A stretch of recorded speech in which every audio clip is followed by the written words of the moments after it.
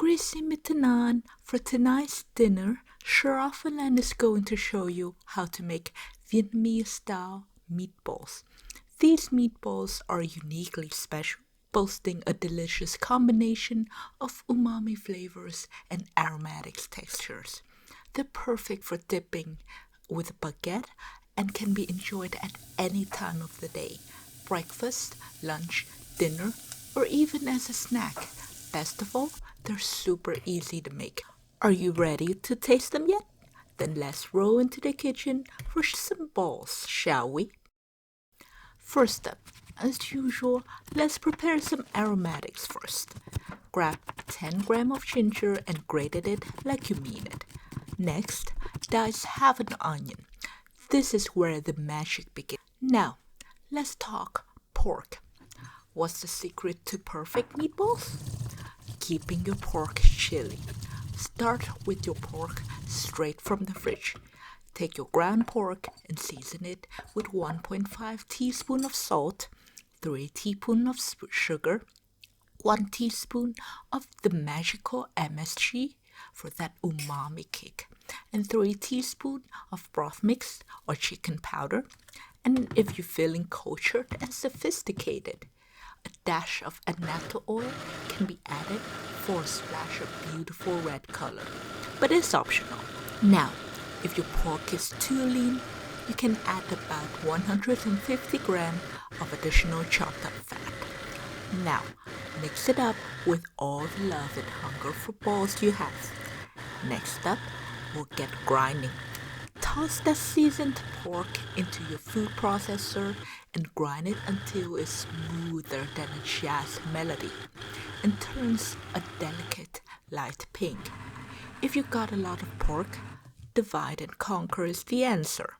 Depends on how strong your food processor is. You might have to divide your pork into multiple portions for grinding.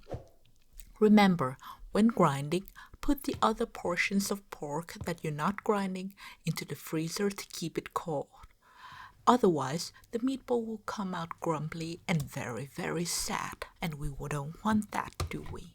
Now, once you have grinded to your heart content, it's time to play with the balls.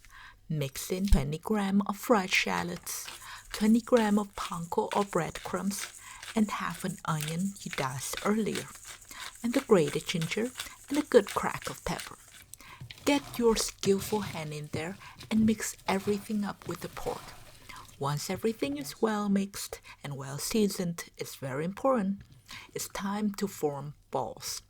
Aim for about 30 grams each, like little balls of choice. After you got about 15 to 20 balls like we do here, get them all on a steamer and steam these beauties for 30 minutes on medium-high heat. Patience, my friends, is the key. Now, while our stars are steaming, you can get saucy. Saute 6 cloves of garlic and a shallot, all diced in a splash of oil. We also have some leftover onion here, so we're going to add that as well. The more the tastier, isn't it?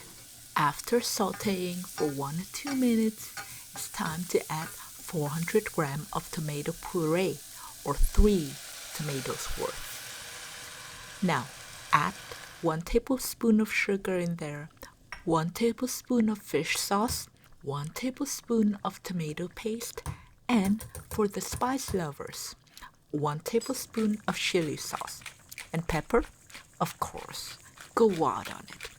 Now, just let everything simmer for 5 minutes, then take out your trusted food blender and blend it until the tomatoes chunk turns into a beautifully sexy, smooth red sauce. The Vietnamese tends to prefer a liquidier sauce for this dish, so if you try to be authentic, add about 200 milliliters of water. For us though, we like them thick, so we add only 100 milliliters of water. Regardless how much water you add, always remember to taste and adjust to your liking. And voila!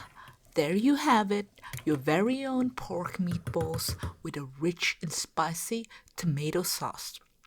This dish isn't just food, it's a journey of flavor.